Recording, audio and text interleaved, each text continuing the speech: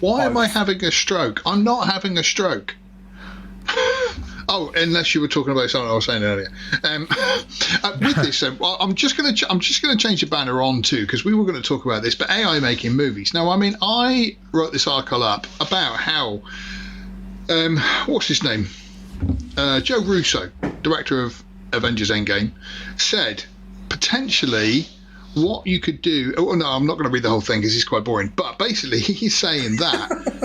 Well, it was. Well, I'll read it actually because it's going to be easier than explaining it. So potentially, what you could do with is obviously to use an entity telling a story, blah blah blah blah. So you could walk into your house and say to your AI or your streaming platform, "Hey, I want a movie starring a photoreal avatar of Marilyn Monroe." A photoreal avatar and Marilyn. Oh, sorry, my photoreal avatar, Marilyn Monroe's photoreal avatar. I want it to be a rom-com because I've had a rough day, and then it renders a complete story and dialogue and mimics your voice and mimics her voice, and suddenly you have a 90-minute rom-com that is completely AI generated that you've just thought up of your head.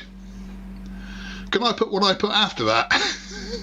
Because I said. Wait, you could create a movie with myself and a female actress I liked. So the word rom-com suddenly was replaced with jelly wrestling, and Marilyn Monroe is joined by lots of other ladies. In the blue corner is Boba Phil wearing his famous mankini. In the red corner is Jessica Chastain and Anna de Armas, only wearing just their socks. Let's fight. I've had a rough day at work, and I would have... Well, it'd be rude if they were nude.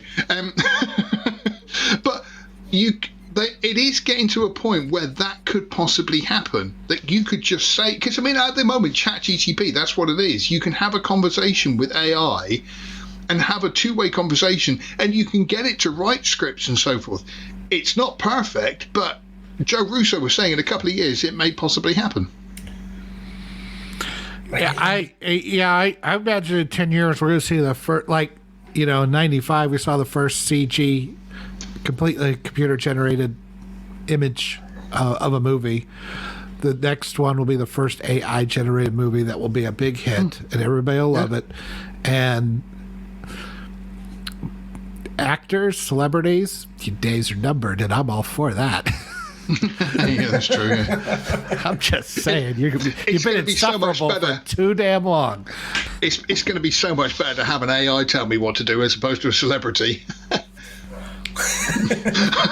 Same thing. They're practically the same thing. Yeah. But again, it's kind of, we've had movies like The Terminator and so forth where AI is taken over and they always run amok. And what was interesting is just to mention this, what's his name? Joe Russo said, blah, blah, blah, blah, blah. I'm on board with a few AI companies, and I'm going to speak from my experience of being on board with these companies, is that there are AI companies that are developing AI to protect you from AI. And it is kind of... the AI wars have. I was just going to say, I'm not having a go at lovely Americans who we all know and love, but like their philosophy is, there's guns problems, we need more guns. Do you know? Well, yeah, because unfortunately when a bad guy has a gun, strongly worded letters don't work so well. No, but what I'm saying is having AI to protect you from AI is still sort of like, that's not fixing the problem.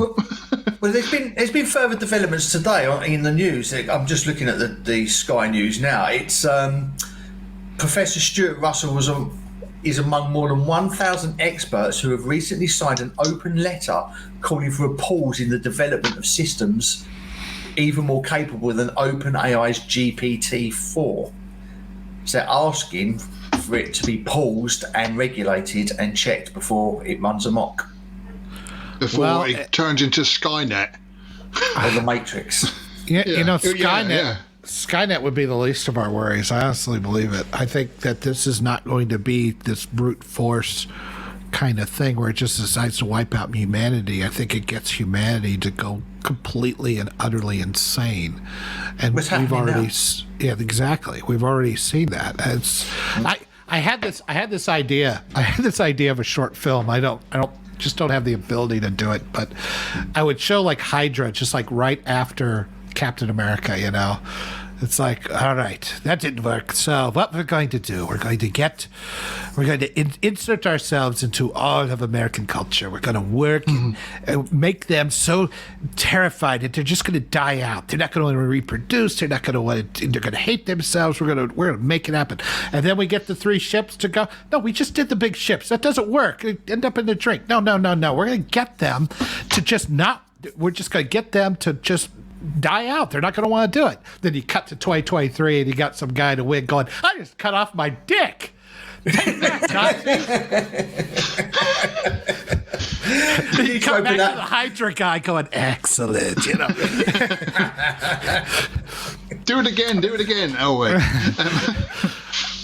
But I mean, seriously, I think that's, you know, to be more serious about it, I mean, AI is, there's this, I just saw this thing about this AI girlfriend or boyfriend that you can have. I forget the name of it. It's like Replica. I can't remember the name, but this sounds like the start of a movie. It sounds way you like sort of say, her. I was just going to say, have you got one of these new girlfriends? Because they're great, you know, and that's the start of the movie where everybody gets killed. Well, they are just like it got way out of hand, and so the company started removing the sex stuff out of it, which caused people to just have nervous breakdowns already. I mean, it's happening. This is the kind of stuff I'm really worried about, because I don't think we're only about 10 minutes from sitting in caves and making fires. That's how, you know, in the grand scheme of evolutionary science, right? That's about how far away we are from that.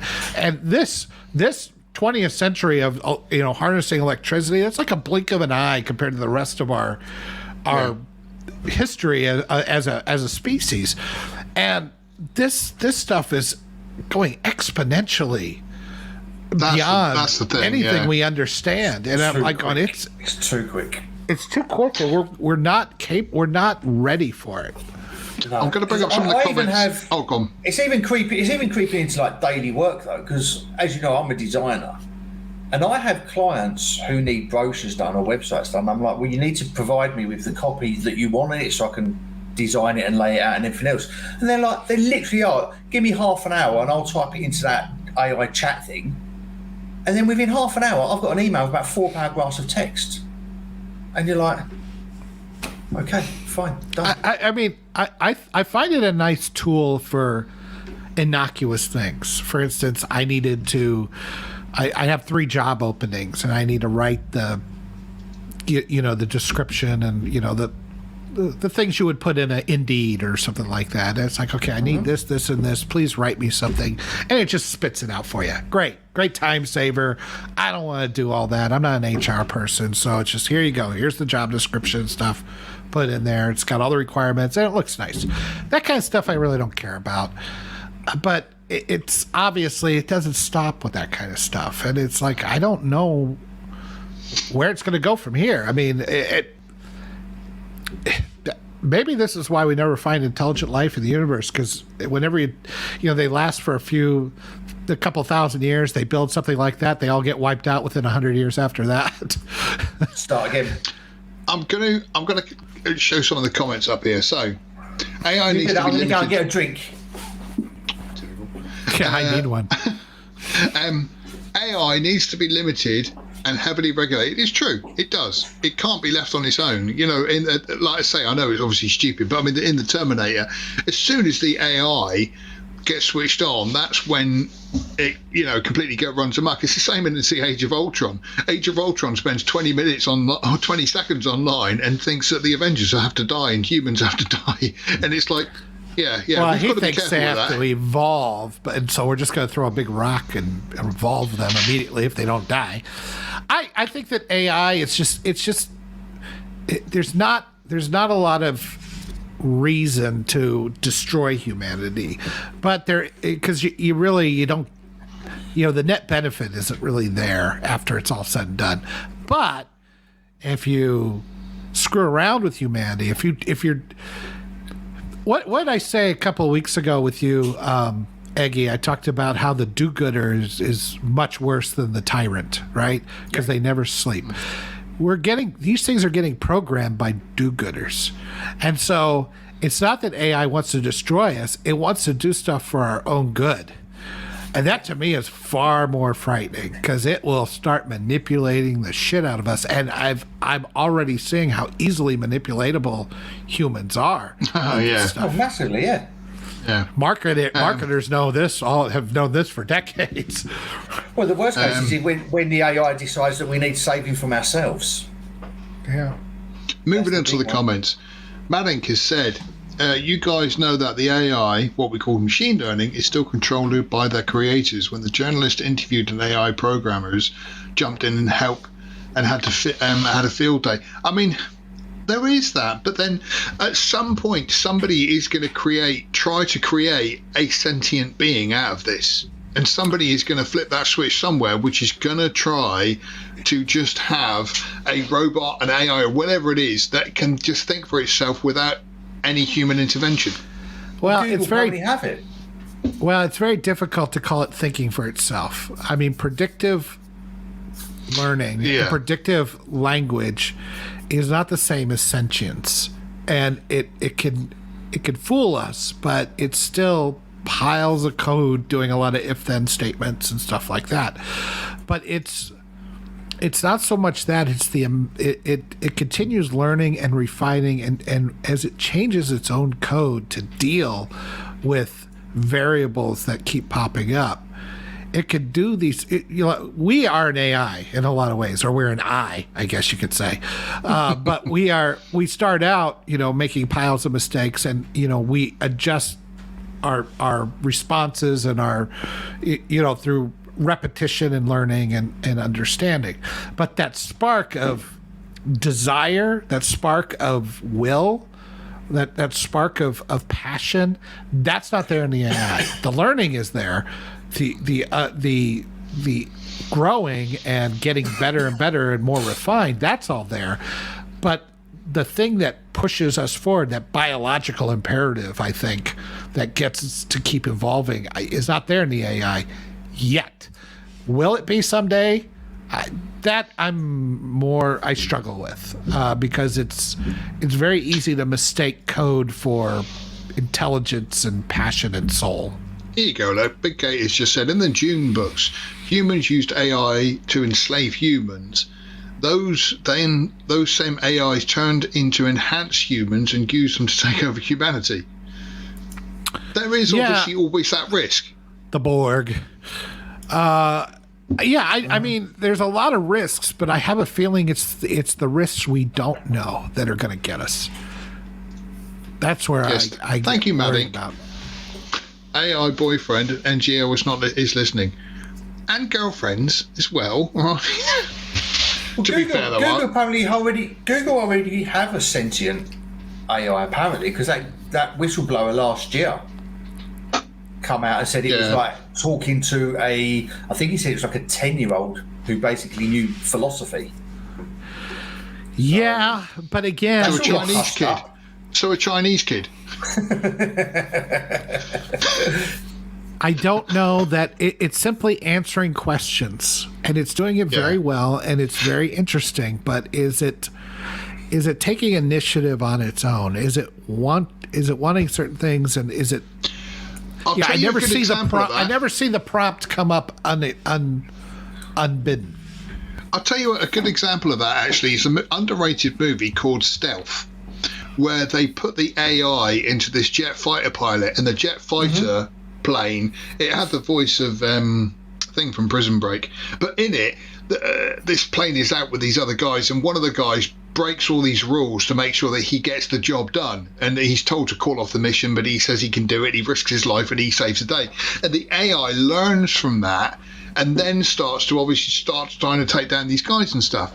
And again, that's kind of the whole main problem with this thing, is that with this advanced learning that it does, humans it can't learn from humans because humans are imperfect, and there are humans that are evil. And of course, like with the Chat GTPI, there's lots of people that use it and say please and thank you, but there's also lots of people who will just go there to abuse it, and it's still learning from that. And so it's always going to have a fault in it.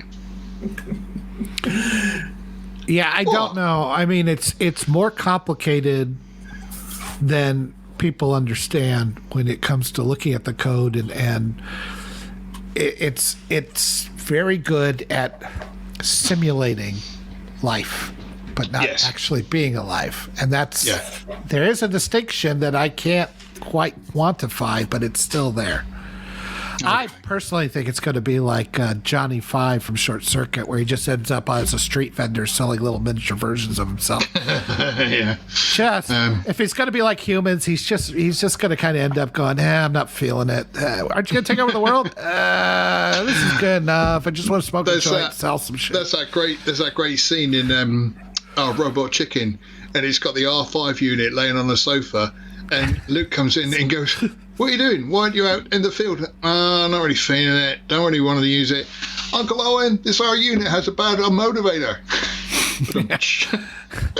I do know. I like that one. I'll tell you what. It's a long ways around to get to that joke punchline, but it worked. Let's move on, because we've talked about it. Ultimately, it's going to be interesting. If these movies are going to be made in the next couple of years or so, it's going to be, everybody is going to focus their attention on what they're going to watch. It's going to be interesting. Manning asks if any of us actually code. Yoda does. Very little. I dabble at best. I've done some Visual C#, some Visual Basic, PHP, HTML, and I know some rudimentary stuff. I wouldn't call me a huge coder. I just want to find, actually, just saying that, because I just suddenly remembered there was a obituary written by an AI, and let me just find this a minute, because it's absolutely there we go. It's absolutely golden. A bot wrote this obituary. Brenda Trent retired from living at an old age, surrounded by family and natural causes. A librarian from birth, Brenda was an avid collector of dust. She had a sweetheart and married her high school. She loved having hobbies and helped her son with disadvantaged youth. Helped her son do that. She had no horses, but thought she did. The church gave her choir because she sang like a bird and looked like a bird, and Brenda was a bird. She owed us so many poems. The funeral will be held in 1977 in heaven. In lieu of flowers, send Brenda more life. I don't know when that was written. Get to be a contributor to the last movie Outpost. Damn sight better than us lot. But again, it's Shakespeare, man. What are you talking about? It's classic. In lieu of flowers, please send her more life. Thank you for watching this excerpt from Outpost Frequencies. Tune in live every Sunday at noon Central Time or 6 o'clock UK time. And also, remember to come to lastmovieoutpost.com for all your latest in movie news, streaming news, and everything cool about film. We are the cool news now. Thank you for watching, and we'll see you on the next stream.